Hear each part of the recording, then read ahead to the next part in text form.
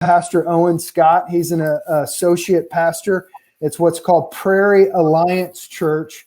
And Pastor Owen, welcome today. Are you there? We're bringing him up. Let's see. I love this technology, Holly. I know. Great. It's fun. He's coming. Here he is. Hey. How are you? I'm doing pretty good. How are you guys doing? Well, that's great. We're doing fabulous. Want to learn from you. I've learned a lot about PAC, as you all call it, but Prairie Alliance Church over the last week, and gotten to know you actually through your work.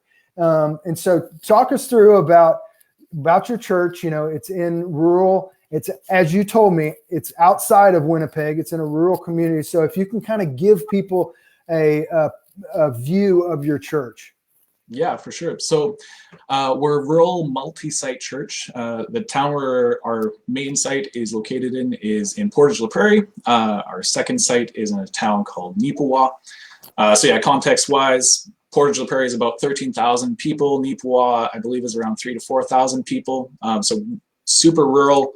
Our population density is really quite low, which given the current space of the world is not a bad thing for us. Right. Slows things down a little bit for spread, but we're still managing similar stay-at-home orders and stuff like that to you guys down in the States.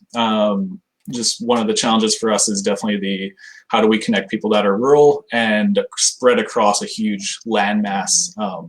So contextually, our whole population for our entire province is a little over 1.5 million, give or take. Cool.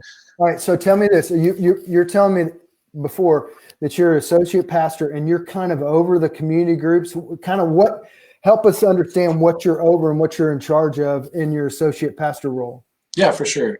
So my role is I operate production and communications is kind of the primary job. So all of our tech, all of our operating our cameras and production teams, and then also our communication stuff. So design, online presence, and all of that kind of stuff is kind of the core of my job right now. Okay. And so you were telling me that last time that you all met in physical buildings, you had about 500 on that weekend.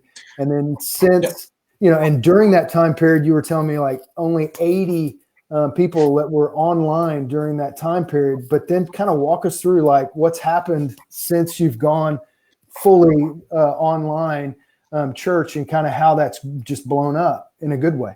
Yeah, it's been kind of crazy. We, part of it is that like we're seeing our main church population move online. But then, seeing a significant jump in that online presence. Yeah, like you said, we went from about 80 people watching online on a weekly basis to now we're pushing 1,000 every week.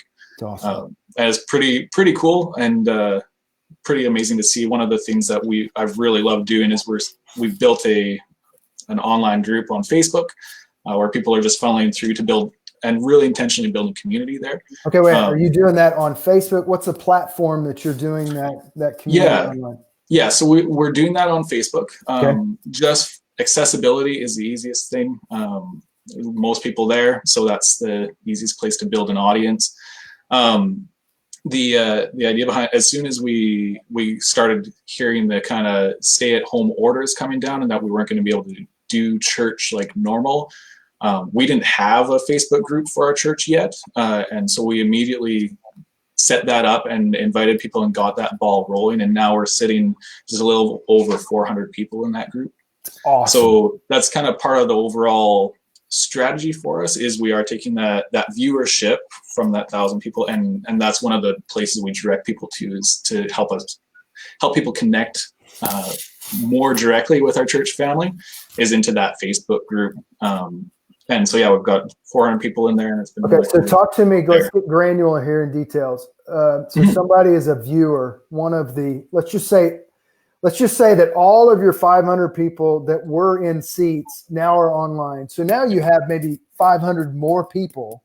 Okay, you could 500 more new people that weren't in seats previously that are now viewing your church online. So what is your method on reaching out? Is this email? Are you trying to call people? Are you doing it via on Facebook? and is this volunteers, or is this pastors, or is this you, or like kind of help people, like, what do I do? So you're helping people that kind of are in the same situation as you are. Yeah, for sure. So one of the things we're really intentional about with our broadcasts is we give direct call to actions for those kind of things. So we every week we're asking people, please go join our Facebook group. That's where you can find community. Again, that's one of the core things people are struggling with, is they're feeling disconnected. So if we can direct them to a place where they can find community, that's huge. And really, it's like the way I'm looking at it is we're building this kind of funnel system, right? Where we're taking our large viewership here and we're getting people to come closer together so we can build healthier communities. And then from there, we have further steps where people can connect in more intimate settings. So as far as how we're actually getting them from that kind of big funnel, in our announcement sets during the broadcasts, we're giving those clear call to actions. Here's the different ways that you can connect with our church. And here's how we would love for you to do that. And then on our website as well, we kind of repositioned our website so that it's super clear what we're doing and when. And the majority of those online ministry opportunities we have are directing people into a next step of community online. So rather than just being a passive viewer, you're now an active learner. So we're offering worship sets in our PAC online Facebook group. We're offering some spiritual discipline courses online that we're leveraging through Zoom, but you have to go into the PAC online group to be a part of that. And so consistently creating those next steps for our people to get connected to PAC as best as we can. And so when you're saying PAC is the acronym for your church. I'm just because people are, I know that because I've been on your website a bunch, but other people don't. So, let's talk about your groups. So you're trying to connect people. Mm-hmm. Okay, let's talk about size of groups. Are these existing community groups? Are these brand new community groups? And then who are you getting to lead these? Yeah, so it's a combination for us.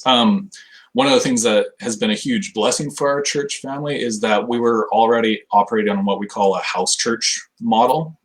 So we had a good core group of essentially small groups that were already meeting and already a regular part of the life of our ministry.